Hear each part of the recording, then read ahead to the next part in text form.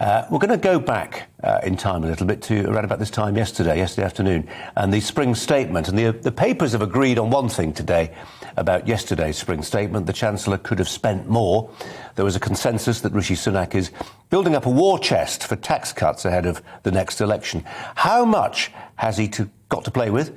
And that rather depends on how the economy performs, doesn't it, over the next couple of years? And, of course, the avoidance of other massive shocks, most obvious one being COVID, but also the war in Ukraine more recently. It will also depend on trade deals.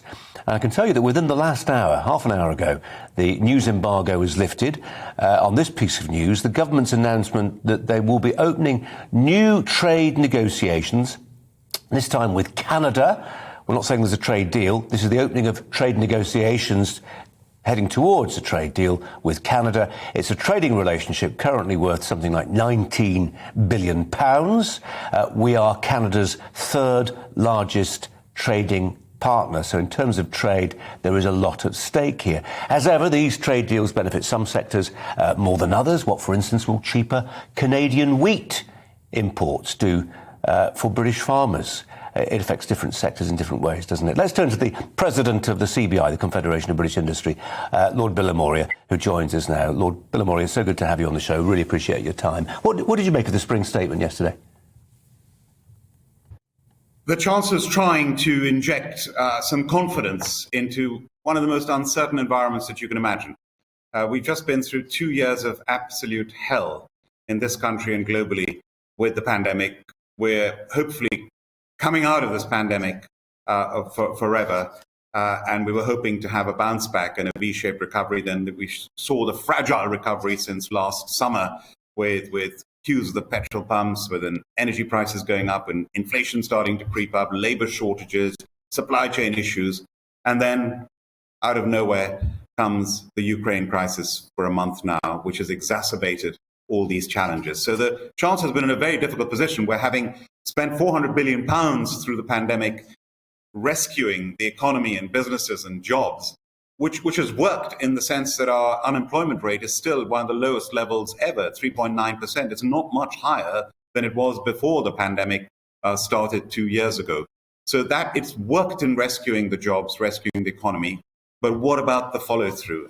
And this is where the Chancellor's had to try, being between a rock and a hard place, with rising expenditure, with taxes at the highest level in 70 years, 70 years. Including Lord Bilimoria, and I know it wasn't much mentioned yesterday because the focus is very much on sort of the consumer politics of the thing and what was happening on petrol forecourts and the rest of it, but actually corporation tax higher than it has been in some years.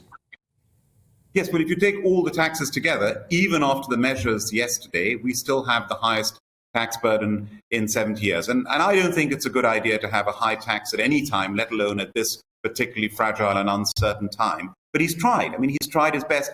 He's realized that the most important thing for the economy, and we at the CBI believe, is to emphasize on investment and growth.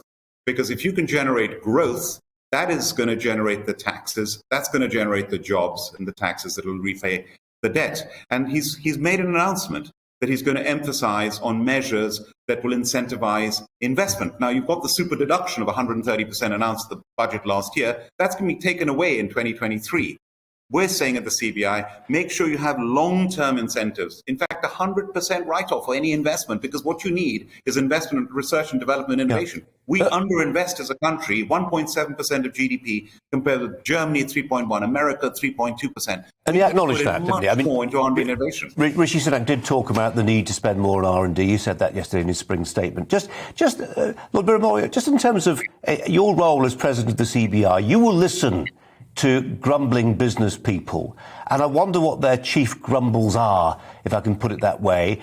You mentioned unemployment had fallen to levels that perhaps optimistically we couldn't have expected. The flip side of that, of course, is inflation's just touched 6.2%. Is it a real worry that we face a labour crunch? And in terms of just setting aside the numbers, just reflect briefly, if you will, on the personalities. I sense you have trust in Rishi Sunak.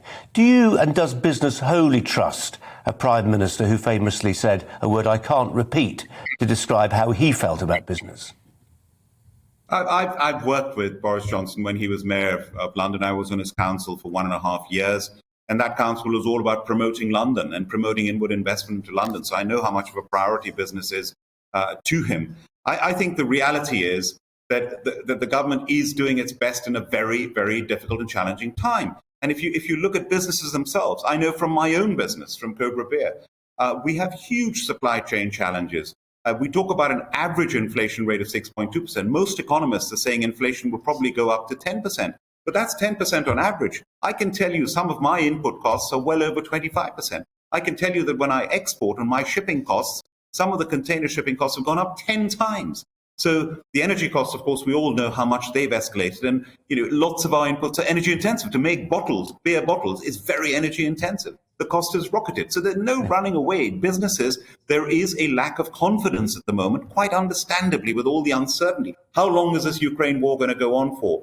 The sooner it stops, the better. In the words of His Holiness the Pope, in the name of God, I ask that we stop this massacre. And we at the CBI, by the way, I don't know how many people know this, we're working very hard with the Ukraine ambassador, with the economic minister, with ministers in Ukraine, in humanitarian aid, with all our CBI businesses, sending ration packs, millions of ration packs to the front line, sending family packs of meals that we're working on with the retailers. We're doing our best, even in a time of crisis with all our uncertainties, to help the crisis in Ukraine. And I think British business in that way has been phenomenal.